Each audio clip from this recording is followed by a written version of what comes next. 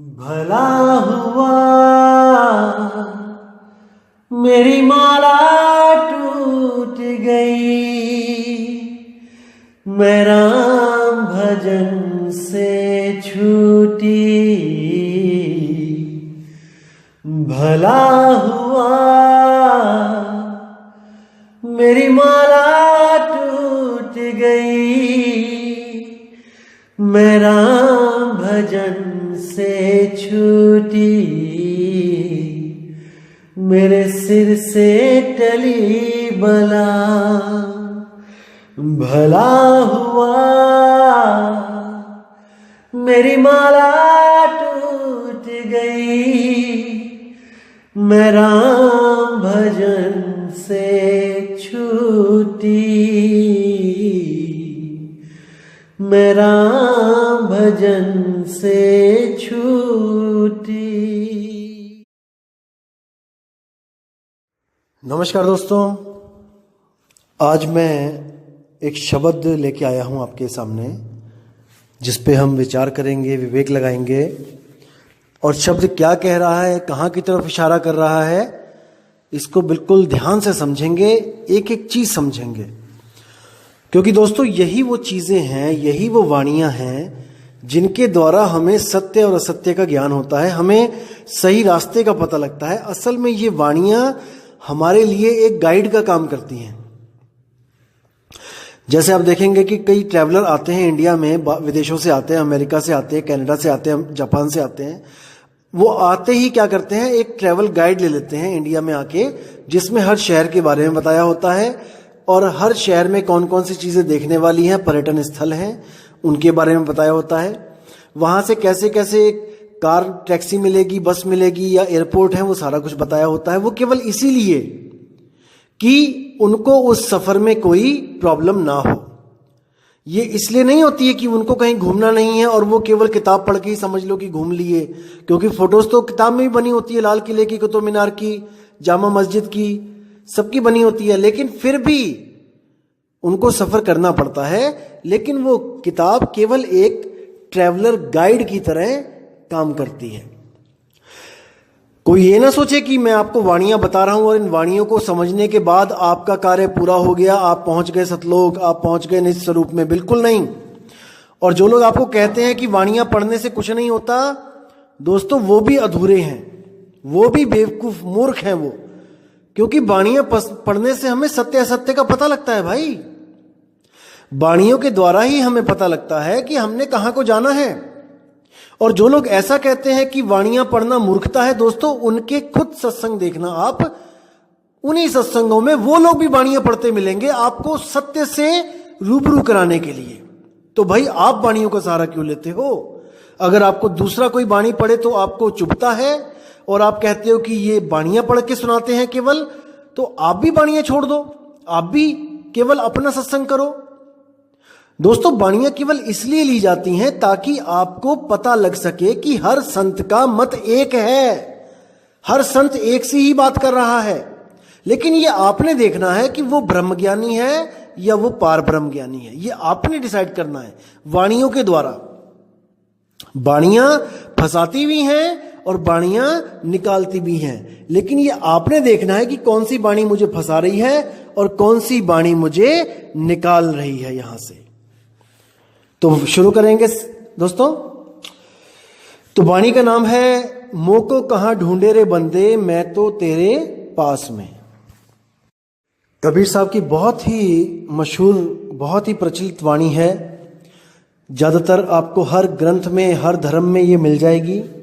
इसको कई संतों ने, महंतों ने छापा है, लेकिन इसका गलत अनुवाद करके लोगों को भ्रमित कर दिया है। दिक्कत यहां पे है, इसलिए मुझे इस वाणी को शुद्ध करके बताना पड़ रहा है कि आखिर वाणी कहती क्या है।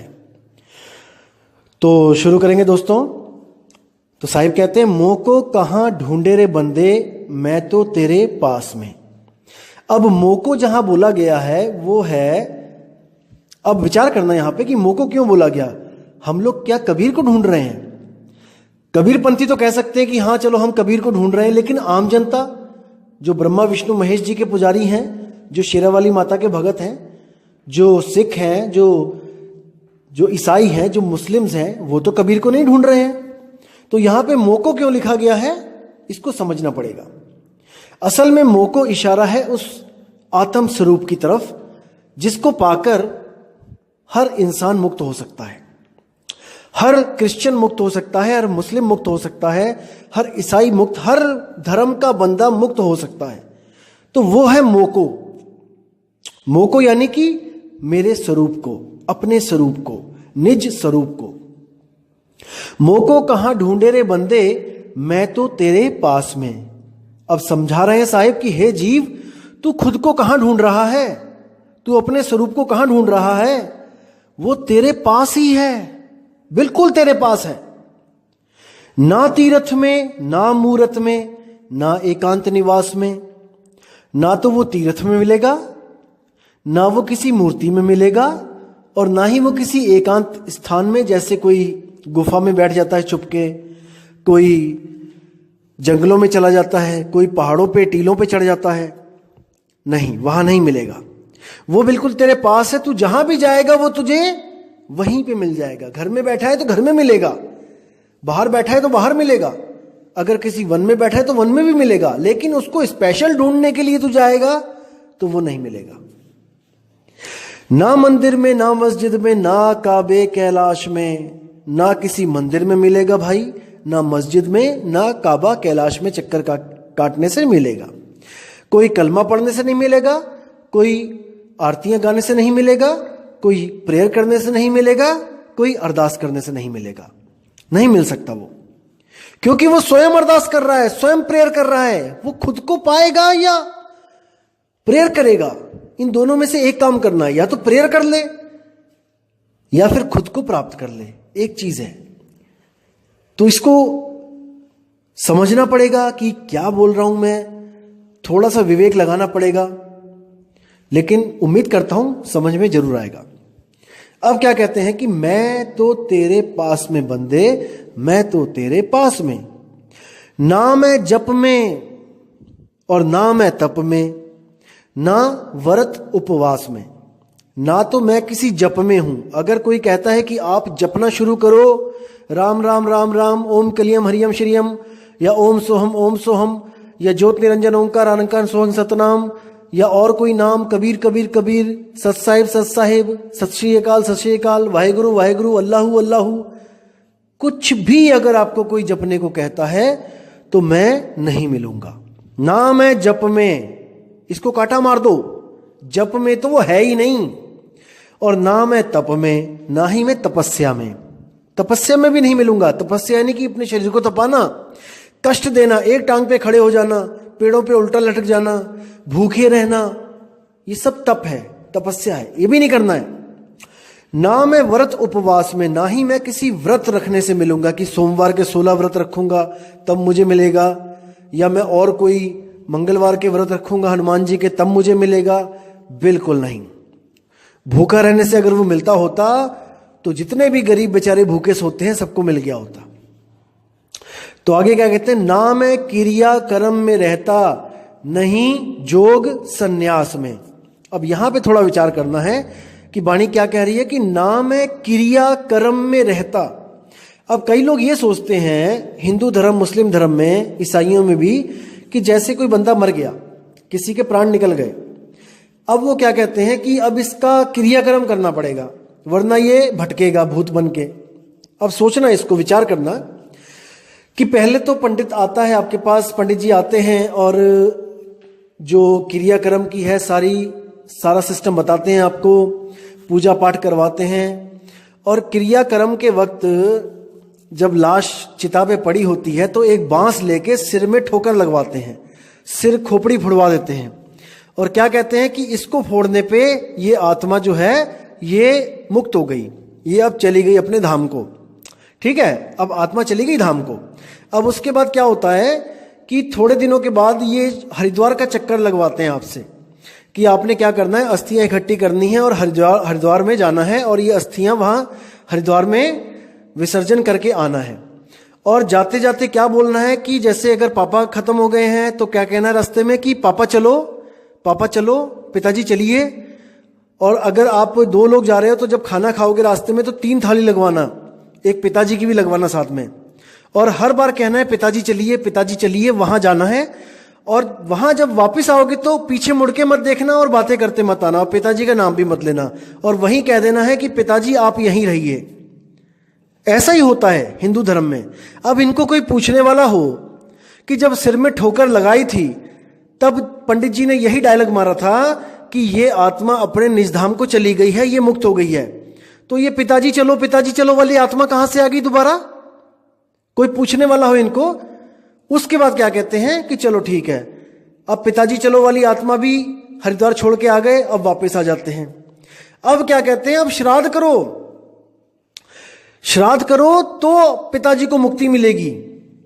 देखो पिताजी कहीं भूखे बैठे हैं, अरे जहां स्वर्ग में वो गए हैं, स्वर्गवासी हो गए हैं, वहां पे भाई, वहां पे तो ऐशोराम पूरी है कि वहां पे भी भूखमरी फैली हुई है, कि वहां पे भी तुम लड्डू बना के दोगे आटे के तब वहां जाएंगे, वो खाएंगे उसको। वो ऐसा भरम जाल में डाल रखा है कि कोई निकालने वाला नहीं मिल रहा है। उसके बाद 4 साल के बाद चवर्थ करते हैं, उसमें कहते हैं कि भाई ये करो तो उसको मुक्ति मिलेगी। अरे कितनी बार मुक्त होगा भाई?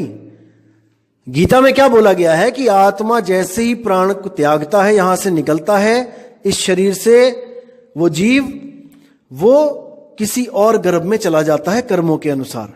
अब आपसे उसका सारा रिश्ता टूट गया और वो किसी और के घर में बच्चा बन के पैदा हो गया। अब उसके माँ बाप वहां पे हैं, वो उसको खिलाएंगे पिलाएंगे।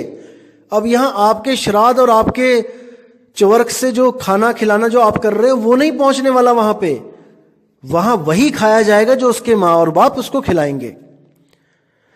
तो इनको, इन भरमजालों को तोड़ना है दोस्त, इनसे बाहर निकलना है। अगर अभी नहीं निकलोगे तो कभी नहीं निकलोगे।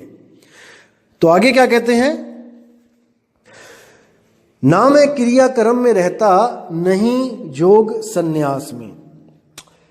ना तो मैं किसी क्रियाक्रम में रहता हूं और नहीं कोई जोग संन्यास। जैसे आप देखोगे हठ योग, राजयोग, तरह तरह के योग, प्राण योग, ये सारे जितने भी योग हैं जो शरीरों के द्वारा किए जाते हैं, इसमें शरीरों को साधा जाता है, सुरति को नहीं साधा जाता। इसमें शरीरों को साधा जाता है। और यही जोग संन्यास में जितने भी जपी तपी सन्यासी थे वो सब उलझ गए और वापस गर्भजून में आ गए।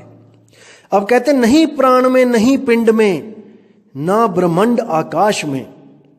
ना तो मैं प्राण में रहता हूं और ना ही मैं पिंड में रहता हूं और ना मैं ब्रह्मांड में रहता हूं। अब यहां पे प्राण, पिंड, ब्रह्मांड और अंड सब आ गया, इकट्ठा ही आ गया, क्योंकि जो अंडे जो पिंडे सो ब्रह्मंडे, सब कुछ एक ही में आ गया। और यहां पर साफ मना कर दिया कि ना ही तेरे शरीर में रहता हूं, ना ही मैं अंड में रहता हूं, ना ब्रह्मांड में रहता हूं, मैं कहीं पे भी नहीं हूं। अब यहां पर सोचने वाली बात है कि नहीं प्राण में है, क्योंकि कई प्राण योग जो करवा रहे हैं वो क्या कहते हैं कि कबीर साहब प्राणों में है, परमात्मा प्राणों में रहता है। तो प्राणों में भी नहीं हूं, नहीं प्राण में, नहीं पिंड में। कई लोग कहते हैं आपके पिंड में ही है परमात्मा, वहां पे भी नहीं हूं। कोई कहते हैं ब्रह्मांड में है, आकाश में, वहां पे भी नहीं हूं। तो हर जगह नहीं हूं, नहीं हूं, नहीं हूं। क्यों? क्योंकि ये सब ब्रह्म है, ये सब ब्रह्म का जाल है, यहां पर मैं कहीं नहीं मिलूंगा। अब आगे क्या कहते हैं, ना मैं त्रिकुटी भंवर गुफा में, नहीं श्वासों की श्वास में। यानी कि ना तो मैं त्रिकुटी में हूं। कई लोग आपको भ्रमित करेंगे, कई ऐसे पंथ चल रहे हैं भारत में और भी कई जगह, जहां थर्ड आई के नाम पे, तीसरे तिल के नाम पे, त्रिकुटी शिव नेत्र के नाम पे आपका सारा ध्यान माथे पे लगवा देंगे, जहां पर इंगला पिंगला और सुषुम्ना नाड़ी जाती है, उसी नाड़ी में आपका सारा ध्यान लगवा देंगे। और आपको क्या कहेंगे कि इसी में परमात्मा मिलेगा, ज्योत स्वरूपी। इसी में एक ज्योत जग रही है जो चोरों में भी है, ठग्गों में भी है, साधु में भी है, संतों में भी है, सब में है।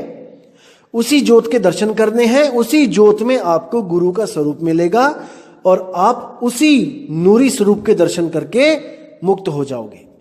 आपको ऐसे भ्रम में डाल दिया जाएगा। लेकिन दोस्तों बिल्कुल नहीं, बिल्कुल नहीं। कबीर साहब कहते त्रिकुटी मध्य ध्यान लगाए, कहो कहां को जाए।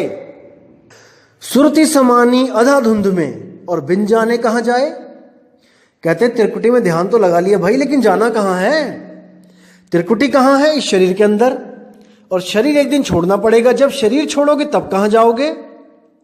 आज तो मान लिया कि चलो त्रिकुटी में सुरती लगा ली, वहां पे ज्योत भी जग गई, सब कुछ हो गया, ओके रिपोर्ट है। अब जब वहां पर शरीर खाली करना पड़ेगा तब कहां जाओगे भाई? शरीर से तो बाहर निकलोगे कि नहीं निकलोगे? कि अड्डा ही बना लोगे शरीर को कि नहीं निकलूंगा मैं यहां से? आपको शरीर खाली करना पड़ेगा, तब कहां जाना है इस पे विचार करना है। जैसे उदाहरण देता हूं आपको कि कुतुब मीनार 5 मंजिला है। आपने क्या किया? अधूरे गुरु मिले आपको, उन्होंने क्या कहा कि सबसे ऊपर के माले में परमात्मा रहता है, वहां जाओ। ठीक है, चले गए, नीचे के 4 माले हमने खाली कर दिए, सुरती को चढ़ा दिया ऊपर, और जब हम 5वें माले में बैठ गए और वहां पे पूरा प्रकाश ही प्रकाश हो गया, सब कुछ बढ़िया एकदम फर्स्ट क्लास, तो हम निडर हो गए कि अब हमने इस माले को छोड़ के नहीं जाना है, यहीं पे हमारा परमात्मा रहता है। हमने नीचे से पैर के अंगूठे से अपनी सुरती उठा के तीसरे तिल पे लगा दी है और अंदर प्रकाश ही प्रकाश हो गया है, अब यहीं पे हमारा परमात्मा हमें मिलेगा। अरे भाई, जब आपको बाहर निकाला जाएगा तो 5वां माला भी खाली करना पड़ेगा, फिर कहां जाओगे? जैसे किराए के कमरे में आपको 1 महीने के लिए किराए का कमरा मिला किराए पे, आपने सारा सामान फैला दिया, सब कुछ फैला दिया अपने कमरे में। अब जब आखिरी दिन आया, मकान मालिक कहता है कमरा खाली करो, तो आपने क्या किया? क्योंकि बाहर तो कभी खोजा नहीं था कि मैं किसी और कमरे में जाऊंगा, क्योंकि इसी को सत्य मान के बैठे थे कि इसी शरीर में परमात्मा है, यही मेरा घर है, इसी कच्चे घर को अपना घर मान के बैठे थे। आपने सारा सामान उठा के नीचे से ऊपर वाली टांड पे रख दिया। जो किराए के कमरों पे देखोगे आपकी टांड भी बनी होती है, जो नीचे का सामान ऊपर रखने के लिए, जो फालतू सामान होता है। आपने सारा सामान टांड पे रख लिया। अब वो टांड पे रखने के बाद आप मकान मालिक को कह रहे हो कि देखो आपका कमरा खाली कर दिया मैंने, आपका कमरा खाली है। अरे भाई, वो टांड भी कमरे में ही है। जब आपको निकाला जाएगा तो उस टांड से भी निकाला जाएगा, बाहर निकाला जाएगा, अब कहां जाओगे? तो हमने उस घर का विचार करना है जहां जाने के लिए हमें इस पूरे घर को खाली करना पड़ेगा। तिरकुटी विरकुटी में नहीं उलझना है, पूरा घर खाली करो। इसी को जीवित मरना कहते हैं। जीवित मरना क्या होता है? कई लोग कहते हैं, भरमा दिया कई लोगों ने जीवों को कि पिक्चर देखना या पार्टी में जाना या शादियों में नाचना, जैसे डीजे चलता है नाचते हैं, या लिपस्टिक लगाना, बिंदी लगाना, चूड़ियां पहनना, रंग बिरंगे जो कपड़े पहनना, ये सब त्याग दो। इसी को जीवित मरना कहते हैं। वाह भाई वाह। मतलब शादी में जाओ लेकिन नाचो मत, तो आप मुर्दा हो, जीवित मुर्दा हो। अरे भाई, क्या कभी मुर्दा भी किसी की शादी में जाता है क्या? क्या मुर्दा वहां जाएगा तो वो मुर्दा है और वो थोड़ा सा नाच ले तो वो जीवित हो गया? क्यों भ्रम में डालते हो जीवों को? जीवित मरने का मतलब होता है जो अंत समय में, मौत के वक्त आपकी स्थिति होगी, उसी को जीते जी प्रैक्टिस करो। अंत समय में पैर के अंगूठे से लेके सिर की चोटी तक पूरा शरीर ये खाली करना पड़ेगा, ये पूरा खाली करना पड़ेगा। इसी को जीते जी प्रैक्टिस करो और इस पूरे शरीर को खाली करो। पूरे शरीर को खाली करना है। और कहां पे सुरती होनी चाहिए? शब्द में। जब शब्द में सुरती होगी तो पूरा शरीर खाली करने के बाद भी आप जीवित रहोगे, क्योंकि आप हमेशा के लिए जीवित ही हो। आपको कोई मार नहीं सकता, आप अमर हो। लेकिन आप अपने आप को शरीर समझ रहे हो, मन समझ रहे हो, इसलिए आप कहते हो कि हाय मैं मर गया, डॉक्टर साहब मुझे बचा लो। जबकि डॉक्टर साहब क्या, आपको स्वयं काल भी आके नहीं मार सकता। डॉक्टर तो आपको क्या बचाएगा? क्योंकि आप मरने जन्मने से न्यारे हो, आप अमर हो, लेकिन आप भूल चुके हो कि आप अमर हो। अब जो गुरु आता है वो आपको अमरता का वरदान देता है। साहिब की वाणी है, हम ना मरिब मरिब संसारा और हमको मिला जियावन हारा।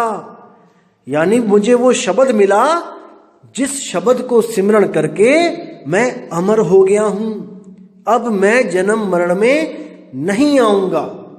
ये हमारे लिए बोली है वाणी, कोई कबीर साहब के लिए ना सोचे कि उनको भी कोई शब्द गुरु मिल गया, किसी ने दे दिया। वो स्वयं शब्द गुरु हैं। हम हैं शब्द शब्द हम माही, और शब्द से भिन्न और कछु नहीं। शब्द हमारा रूप है। साहिब कहते हैं मैं शब्द ही हूं। लेकिन जो कोई बिरला जानेगा वही उसको पहचानेगा, अन्यथा वो सबके लिए एक दास है, एक कवि हैं, एक समाज सुधारक हैं, एक जुलाहे हैं, इससे ज्यादा कुछ नहीं। लेकिन जो ज्ञानी होगा वो समझेगा कि वो जगत गुरु हैं, वो परमपिता परमात्मा हैं, वो हर जीव को समझाने के लिए आते हैं, और जो उनको समझ लेता है वो उनके रास्ते पे चल के हमेशा के लिए जन्म मरण से आजाद हो जाता है। तो आगे क्या कहते हैं, ना मैं त्रिकुटी भंवर गुफा में, नहीं श्वासों की श्वास में।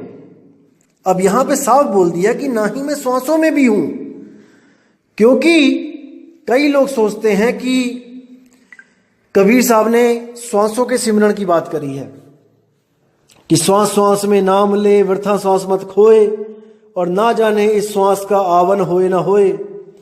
अरे भाई, वो तो सीधे ही कह रहे हैं कि क्या जाने इस श्वास का आवन होना होए, क्या पता ये आए कि ना आए। तो जिस चीज का स्वयं भरोसा नहीं है कि वो आए या ना आए, उस चीज के साथ आपकी सुरती कैसे जोड़ सकते हैं सतगुरु कबीर साहब? कभी नहीं जोड़ सकते, क्योंकि श्वास उस रस्सी की तरह है जो पता नहीं कब टूट जाए। तो कहां पहुंचोगे? जिस रस्सी को पकड़ के जाना चाहते हो वो रस्सी ही कल को टूट गई तो क्या करोगे? बिल्कुल नहीं। कबीर साहब ने कभी नहीं कहा कि श्वासों के साथ सिमरण करो, कभी नहीं। साहिब कहते हैं चांचरी भूचरी खेचरी अगोचरी उन्मुनी, इन पांचों की गम नहीं, अधर तान तानिए रेचक कुंभक पूरक को ढंग नहीं। अरे पड़े गुने वाद करे कबू नहीं मानिए, श्वासा का जाप करे झूठ सो बखानिए। अक्षर पार नहीं अक्षर भरपूर है, और कहे कबीर सत्य कर मानिए। साहिब कहते पढ़े गुने वाद करे कबू नहीं मानिए। जितने भी कथावाचक हैं, ये जो राम जी की कथा युगों युगों से सुनाते आ रहे हैं, कृष्ण लीला सुनाते आ रहे हैं, इनके चक्कर में मत पड़ना। पढ़े गुने वाद करे कबू नहीं मानिए, और श्वासा का जाप करे झूठ सो बखानिए। जो श्वासा का जाप करता है वो भी झूठा है, क्योंकि उसकी रस्सी ही मजबूत नहीं है जो तुम्हें खींच के लेके जाएगी। तुम किसी समुद्र में गिर जाओ, तूफान में गिर जाओ, और वहां से जो हेलीकॉप्टर तुम्हें बचाने आ रहा है और जिस रस्सी में तुम्हें चढ़ाने जा रहा है वो रस्सी कमजोर हो, कभी भी टूट जाए, तो भाई कैसे पार होगे? उठा के ले भी जाएगा तो थोड़ी देर में टूट जाएगी, फिर गिर जाओगे नीचे। तो कबीर साहब की रस्सी इतनी कमजोर नहीं है भाई। कबीर साहब क्या कहते हैं, लोह चुंबक की प्रीत ज्यों लोह को लेत उठाए, और ऐसा शब्द कबीर का काल से लेत छुड़ाए। लोह को उठा लिया जाता है बिना किसी रस्सी के, इसको समझो।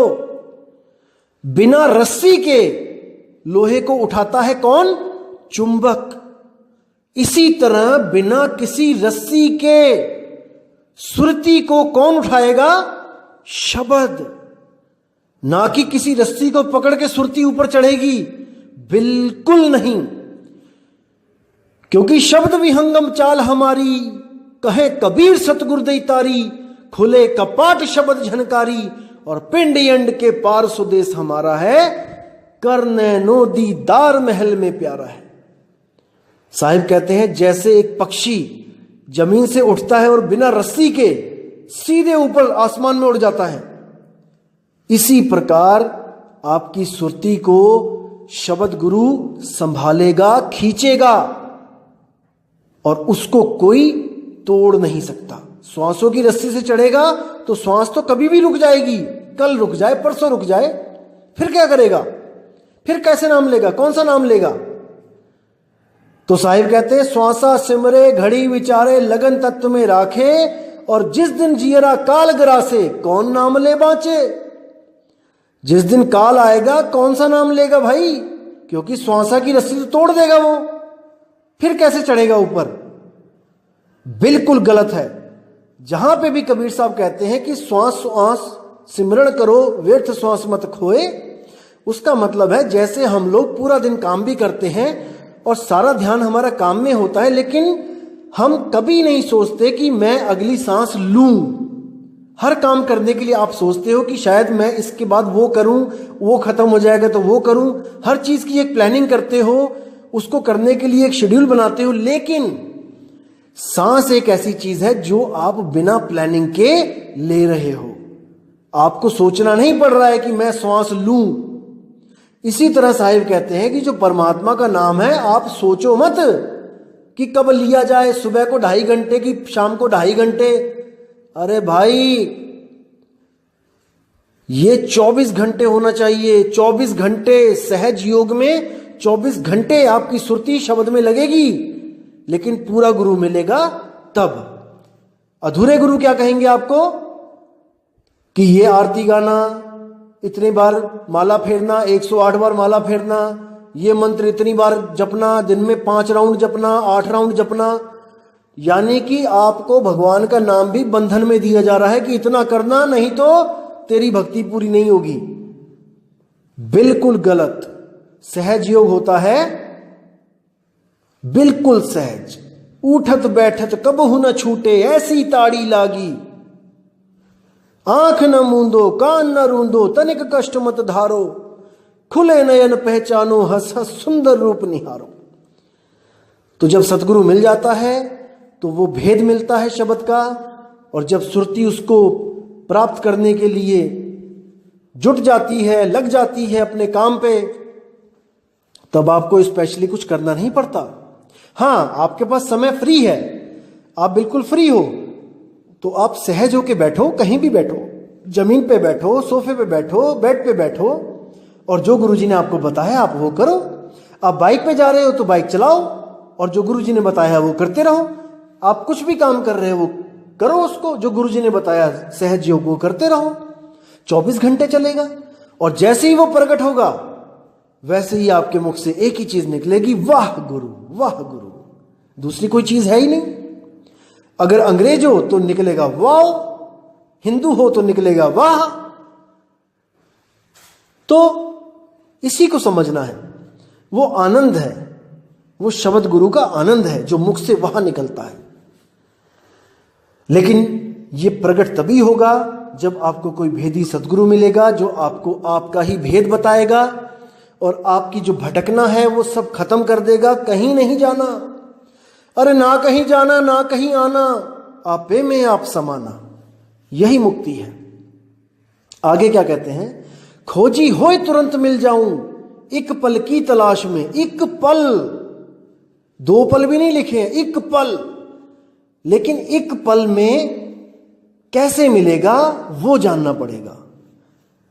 खोजी होए तुरंत मिल जाऊं, जो खोजी है, जो खोजता रहता है कि कहां है, उसको वो जरूर मिलेगा।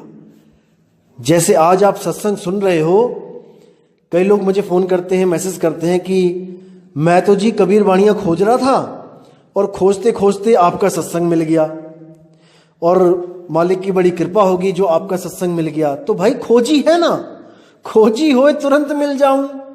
अब वो रास्ता मिल गया है, अब उसके बाद क्या बचा, अब गुरु जी के पास जाना बचा।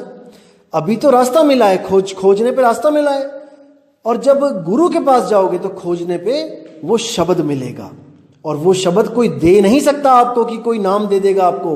वो शब्द ऑलरेडी आपके पास है, वो शब्द ऑलरेडी आप हो, आप ही हो वो शब्द। तो क्या कहते हैं आगे, खोजी होए तुरंत मिल जाऊं एक पल की तलाश में, कहत कबीर सुनो भाई साधो मैं तो हूं विश्वास में। विश्वास में क्यों बोला साहिब ने, क्योंकि भाई जब गुरुजी शब्द देंगे आपको, देंगे बोलने में आ रहा है, जब शब्द लखाएंगे तो आपको कुछ दिखाई नहीं देगा आंखों से, कि आप सोचो कि गुरुजी लखाएंगे यानी कुछ दिखाएंगे हमें, कोई चमकती हुई चीज दिखाएंगे, बिल्कुल नहीं।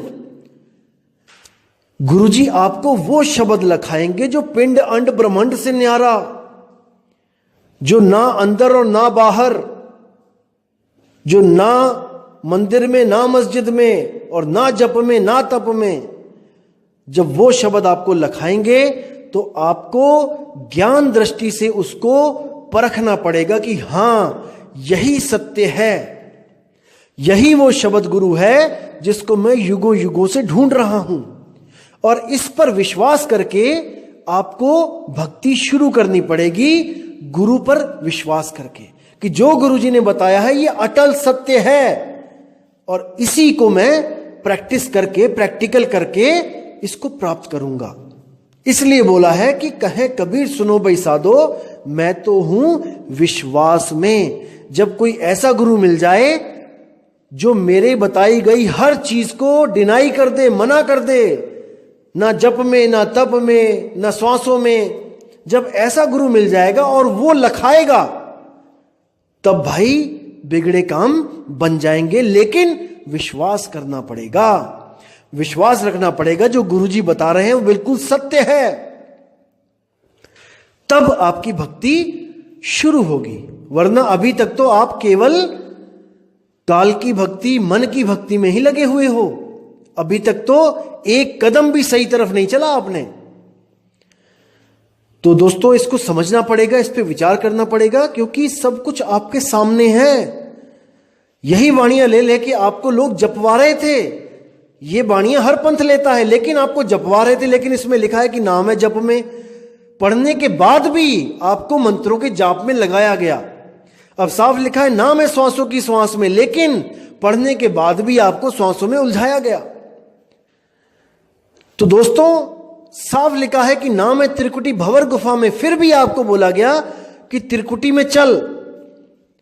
त्रिकुटी ही काल का सबसे बड़ा जाल है, जिसमें ब्रह्मा विष्णु महेश भी गए लेकिन निकल नहीं पाए। यह ऐसा चक्रव्यूह है जिसमें से आज तक कोई निकल ही नहीं पाया। इसीलिए कबीर साहब को अपना स्वरूप छोड़ के मनुष्य स्वरूप में आके हमें चेताना पड़ा, वरना कबीर साहब को कोई जरूरत नहीं थी। अगर त्रिकुटी में जाके आप सीधे निज स्वरूप को प्राप्त कर सकते हो तो कभी जरूरत नहीं पड़ती। लेकिन कोई भी प्राप्त नहीं कर पाया, कोई भी, not even a single person. इसलिए उनको इस मनुष्य चोले में आना पड़ा और हमें सही रास्ता बताना पड़ा, नहीं तो उन्हें कोई जरूरत नहीं थी। तो विचार करना है, विवेक की तलवारें बिल्कुल धार लगा के तैयार रखनी है और कोई भी अज्ञान आता है उसको काटते चले जाना है। और जो ज्ञान होगा, सच्चा ज्ञान होगा, उसके लिए आपको किसी से पूछना नहीं पड़ेगा कि यह सत्य है कि यह सत्य है। आपकी आत्मा, अंतर आत्मा गवाही देगी अंदर से कि नहीं यह सत्य बोल रहा है। और जब यह आवाज आने लग जाए तो समझ जाना दोस्तों कि आपका विवेक जाग चुका है। अब आप सत्य और असत्य की परख स्वयं कर सकते हो, स्वयं। तो दोस्तों मैं विदा चाहूंगा और अगली ऑडियो में बहुत जल्दी बनाऊंगा, जिसमें आपको मैं अभी 5 ब्रह्म के बारे में बताऊंगा। दोस्तों थोड़ा सा ना मैं आपको चाहता हूं कि और भी कई चीजें क्लियर करता चलूं साथ में, ताकि कर देनो दीदार महल में प्यारा है जो शब्द है, इसको बिल्कुल स्मूथली समझो आप, उसमें हर चीज आपके समझ में आए, क्योंकि उससे रिलेटेड कई चीजें आपको भी बतानी है। क्योंकि कई मेरे भाई लोग हैं जो बिल्कुल नए हैं, जो कबीर पंथ में नहीं है, जिनके लिए ये चीजें बिल्कुल नई होंगी, तो उनको भी तो साथ में लेके चलना है ना मेरे भाई।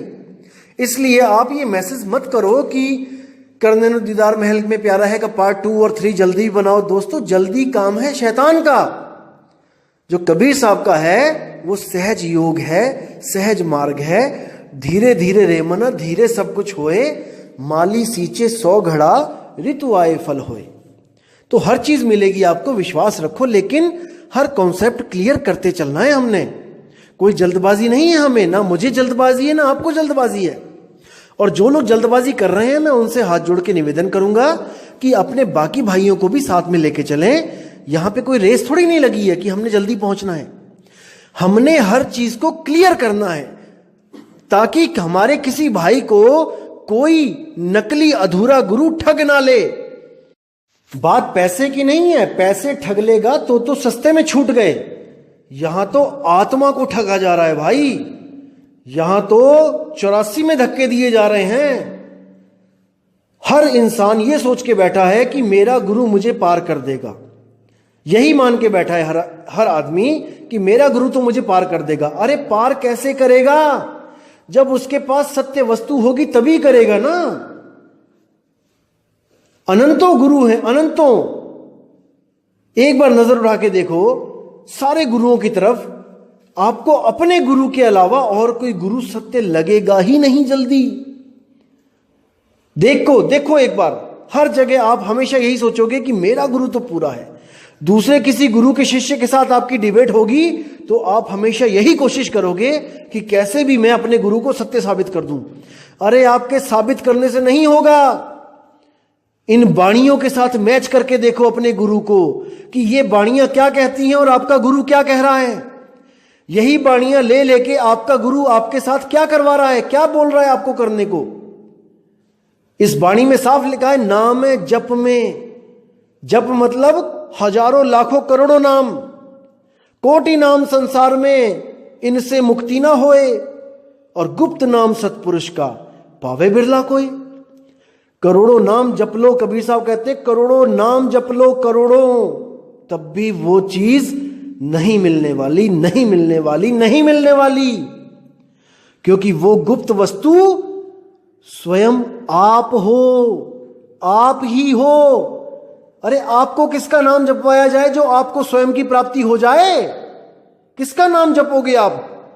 खुद को पाने के लिए? बुद्धि लगाओ, विवेक लगाओ। खुद को पाने के लिए आप किसका नाम जपोगे? किसी का भी नहीं जपना पड़ेगा, बस सतगुरु मिल जाए।